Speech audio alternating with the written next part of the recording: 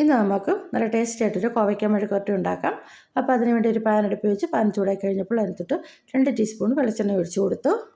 വെളിച്ചെണ്ണ ഒന്ന് ചൂടായി കഴിഞ്ഞപ്പോൾ അതിനകത്തോട്ട് 1 ടീസ്പൂൺ കടുക് ഇട്ട് കൊടുത്ത് കടുക് ഒന്ന് പൊട്ടിയതിന് ശേഷം 3-4 വെളുത്തുള്ളിയും കൂടെ ഇട്ട് കൊടുത്ത് വെളുത്തുള്ളി ഒന്ന് വാടി വരുമ്പോൾ നമ്മളിതിനകത്തോട്ട് കുറച്ച് വറ്റൽമുളകും കൂടി ഇട്ട് കൊടുത്ത് വറ്റൽമുളകും ഒന്ന് മൂത്ത് കഴിയുമ്പോഴത്തേക്കൊന്ന് എരിവിനാവശ്യമായ പച്ചമുളക് 3-4 പച്ചമുളകും കൂടെ കീറി, അത് എരിവ് വേണ്ടെങ്കിൽ പച്ചമുളക് നമുക്ക് ഒഴിവാക്കാവുന്നതാണ്.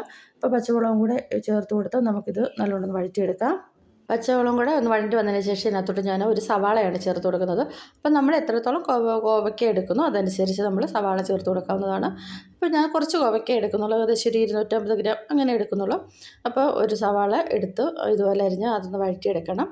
ഒരുപാടങ്ങ് വഴറ്റി വരണ്ട, ഒന്ന് ചെറുതായിട്ടൊന്ന് വാടി വന്നാൽ മതി. അപ്പോൾ ലേശം ഉപ്പും കൂടി ഇട്ട് കൊടുത്ത് ഞാൻ സവാള ഒന്ന് വഴറ്റി വന്നതിന് ശേഷം ഇതിനകത്തോട്ട് നമുക്ക് മസാലകളെ ചേർത്ത് കൊടുക്കാം. ഞാനിവിടെ ഒരു 1.25 ടീസ്പൂൺ മുളക് പൊടിയാണ് എടുത്തിരിക്കുന്നത്. അതിനോടൊപ്പം തന്നെ 1/4 ടീസ്പൂൺ മഞ്ഞൾപ്പൊടി, 1/4 ടീസ്പൂൺ പെരുംജീരകപ്പൊടി. നമ്മൾ മെഴുക്കുവരട്ടിയൊക്കെ വെക്കുമ്പോൾ പെരുംജീരകപ്പൊടി അങ്ങനെ ചേർക്കാറില്ല, പക്ഷേ ഈ പെരുംജീരകപ്പൊടി കൊണ്ടിട്ട് ഈ ഒരു മെഴുക്കുവരട്ടി വെക്കുമ്പോൾ നല്ലൊരു ടേസ്റ്റാണ്, അതുപോലെ നല്ലൊരു മണവും കൂടാണ്.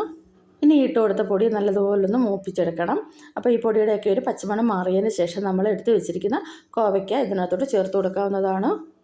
കോവയ്ക്ക ഇട്ട് കൊടുത്തതിന് ശേഷം ഈ ഒരു മസാല എല്ലാ ഭാഗത്തും എത്തത്തക്ക വിധത്തിൽ നല്ലതുപോലെ ഒന്ന് ഇളക്കി യോജിപ്പിച്ചെടുക്കണം.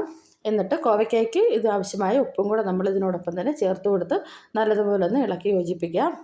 ഉപ്പും കൂടെ ഇട്ട് കൊടുത്തതിന് ശേഷം നമ്മൾ ഇതിനകത്തോട്ട് ഒരു 1/4 ഗ്ലാസ് വെള്ളം ഒഴിച്ചു കൊടുക്കുന്നുണ്ട്.